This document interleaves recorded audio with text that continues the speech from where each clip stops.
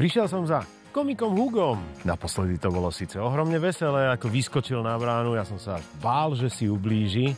No na druhú stranu by som to veľmi nerád videl znova. Dobrý deň. Pozdravujem.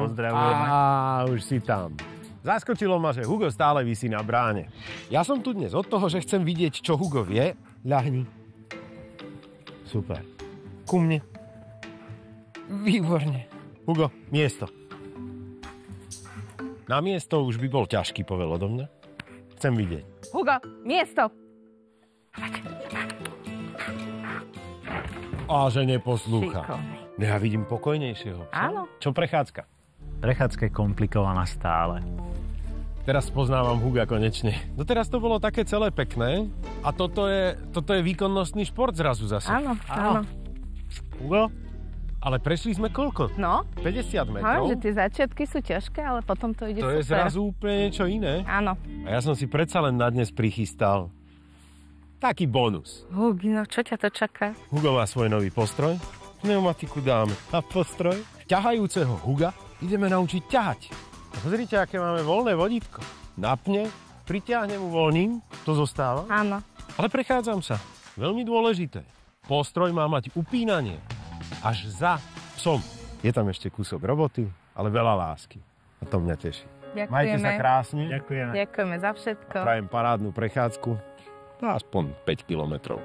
Ferry má pred sebou návštevu rodiny, ktorá otvorene zvažovala, či s nimi ich psík môže ostať. Čau, Heidi. Nazdar. Klietka je stále tu?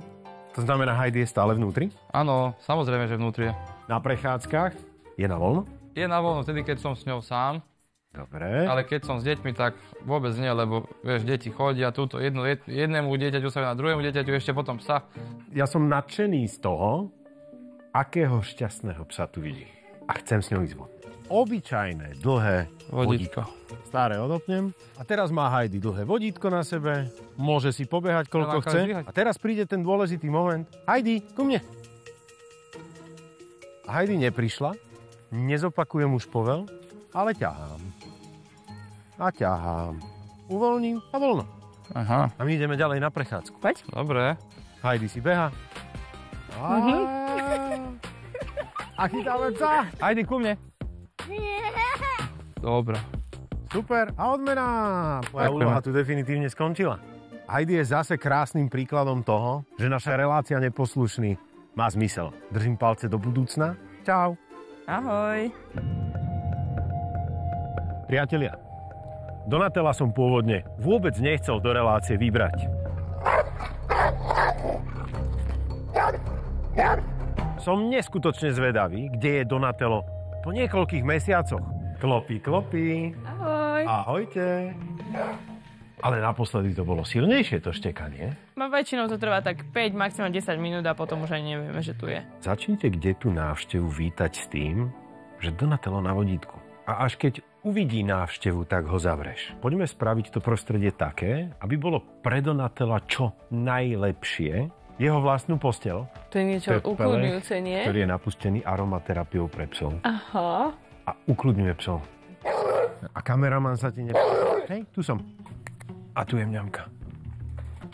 A ideme na bežnú návštevu, ale prvýkrát s Donatelom, ktorý nebude v klietke. Nie. Perfekt. Nie. A Donatellovi sa doslova nepáči, tuším, kamera. Späť, miesto. A všetci títo ľudia, ktorí tu sú, sú velikánska návšteva. Práve táto veľká návšteva robí to, že Donatello je z toho prekvapený. Šikovný. Ňamka. Super. Donatello potrebuje mnoho skúseností. A tá prvá skúsenosť je pre neho cenná. Ale potrebuje ich ešte viac a viac.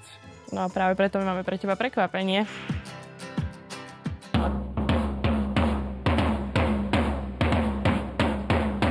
Dobre. Držím vám obom s Jakubom palce, Donatellovi. Držte sa. Ďakujem. Jakub, čau, maj sa krásne. Veselé Vianoce, šťastný nový rok a s Neposlušnými sa vidíme aj v roku 2025 v sobotu podvečer na Jednotke.